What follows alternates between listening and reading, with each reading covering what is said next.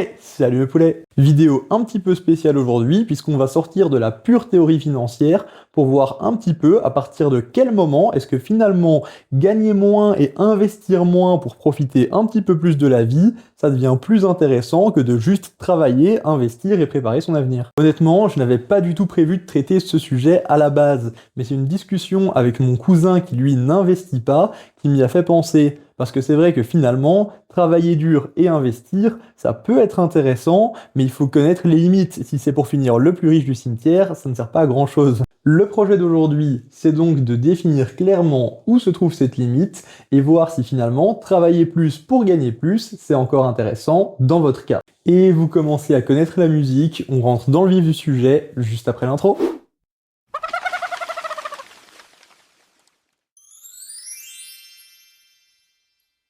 Un premier aspect qu'il est important de maîtriser pour bien faire le tour de la question, c'est celui de la fiscalité sur les salaires. En Belgique, une énorme partie de votre salaire peut partir entre les cotisations sociales et les impôts. Mais si vous avez un bas revenu, la réalité c'est que votre brut et votre net sont finalement très proches. A l'inverse, si vous avez déjà un haut revenu, c'est 58% de vos augmentations de votre salaire brut qui seront ponctionnées entre les systèmes sociaux et l'État.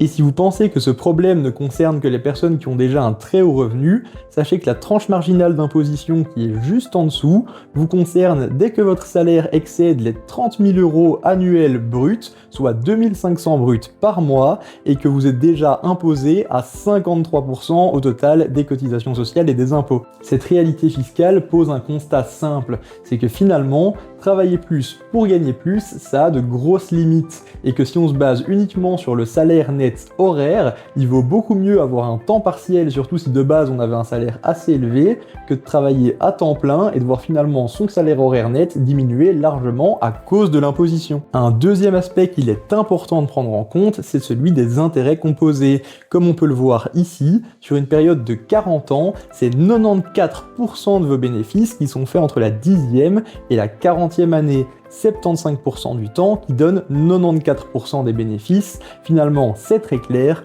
plus votre horizon d'investissement se contracte et plus travailler plus pour avoir la possibilité d'investir plus devient peu rentable. Une autre façon de traiter ce point, c'est à travers ce petit graphique qui nous montre clairement qu'avec un DCA de seulement 200 € par mois, les revenus de notre capital explosent de plus en plus et grimpent de plus en plus vite dans le temps, si bien qu'au bout d'un moment, travailler plus pour avoir l'opportunité d'investir un petit peu plus sera finalement négligeable par rapport aux revenus que notre capital nous apporte déjà. Un autre argument qui va dans ce sens, c'est celui de la performance relative à la durée de vos investissements, puisque plus la durée de votre investissement se contracte, plus vous allez avoir tendance à sacrifier de la performance au profit de la stabilité. J'ai d'ailleurs fait une vidéo sur le sujet que je vous mets juste ici et que je vous invite à aller voir. Finalement, il y a deux conclusions qu'on peut tirer de tout ça. La première, c'est que plus votre salaire est déjà élevé, plus aller chercher une augmentation significative va s'avérer compliqué. A l'inverse, prendre un temps partiel sera moins pénalisant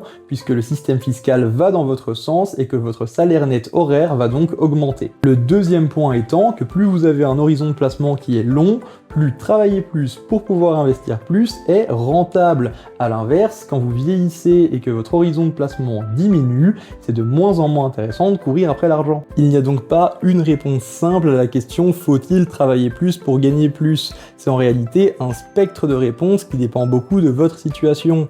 Forcément, pour un petit jeune qui gagne pas grand chose et qui a du mal à boucler les fins de mois, aller chercher une augmentation pour pouvoir mieux vivre et aussi investir pour préparer son avenir, c'est important. De l'autre côté, une personne qui serait déjà à quelques années de la retraite et qui aurait déjà un très gros patrimoine n'a certainement aucun intérêt à travailler plus pour gagner plus. Il devrait même sûrement lever un petit peu le pied puisque finalement, ça ne le pénalise pas tant que ça. Et entre ces deux cas extrêmes, on peut trouver plein d'autres situations de personnes qui sont jeunes mais qui ont déjà un bon revenu, ou alors qui sont déjà à un certain âge et qui n'ont pas encore vraiment accumulé de patrimoine. Bref, la question n'est pas très claire, ça dépend beaucoup de vous, mais tous les aspects qu'on a énoncés dans cette vidéo doivent être pris en considération pour avoir la réponse la plus adaptée à votre situation. Si vous me demandez mon avis sur la question, je vous répondrai que travailler plus quand on est jeune pour aller chercher un meilleur revenu et des augmentations potentielles, c'est sûrement une bonne idée, mais qu'il faut aussi apprendre à lever le pied progressivement. Pourquoi pas déjà à l'approche de la quarantaine, passer en 4/5e,